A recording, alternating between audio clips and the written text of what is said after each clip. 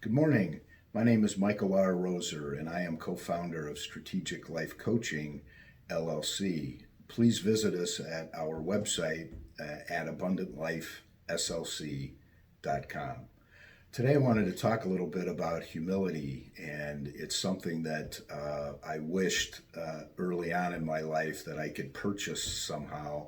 And unfortunately, I was brought to humility by humiliation.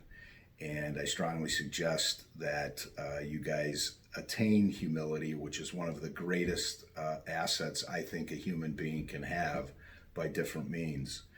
When I was addicted to alcohol, I found that that was simply a mask that I was using as a solution to why I was so uneasy and why I seemed to never fit in or never belong.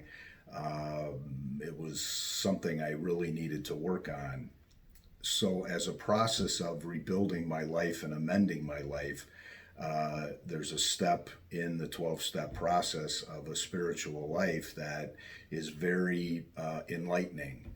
And what it is an inventory of our chief defects. We call them defects of character. And those things are fear and anger, anxiety, laziness, sloth, disorganization, and so on. And what I found in my travels is as I learned more about who I was and what was burning inside of me and wrong, frankly, inside of me, I was able to start to work on those things one at a time, step by step. So, why was I angry? Why was I afraid? Why was I anxious? Now, I do have some medical illnesses. I have been diagnosed with post traumatic syndrome disorder, anxiety, and depression. Those do have to be medicated in order for me to begin to be balanced. But the real work, as I separated myself from alcohol, was these defects. And it seemed to me, looking back on it, that the chief activator of all of that was fear. And it took two forms for me. The first one was fear that I was going to lose what I had already achieved. And that was a main one. But I also was afraid I wasn't going to get what I wanted.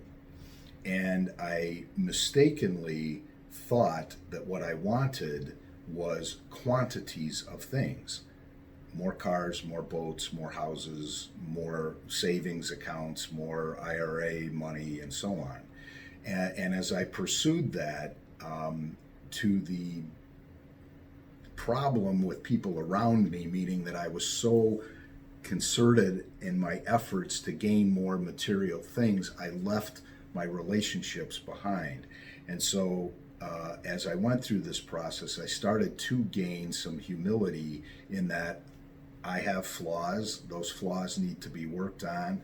And the enlightening thing about that is that because I'm not perfect and because I'm human, I was then able to have more compassion and tolerance and patience for those people around me who also were not perfect.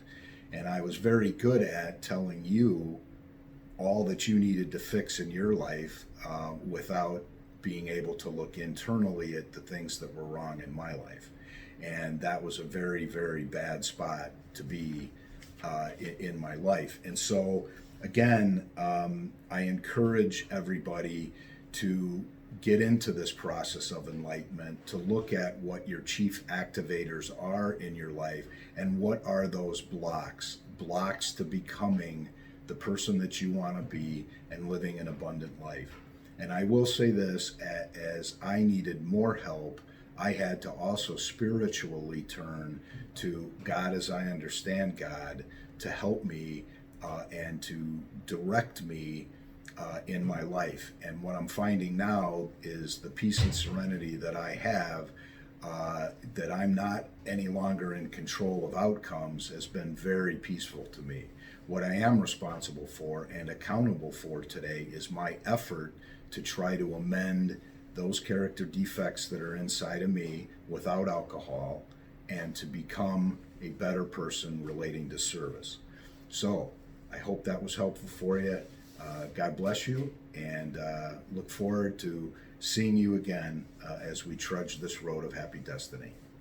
Take care now. Bye-bye.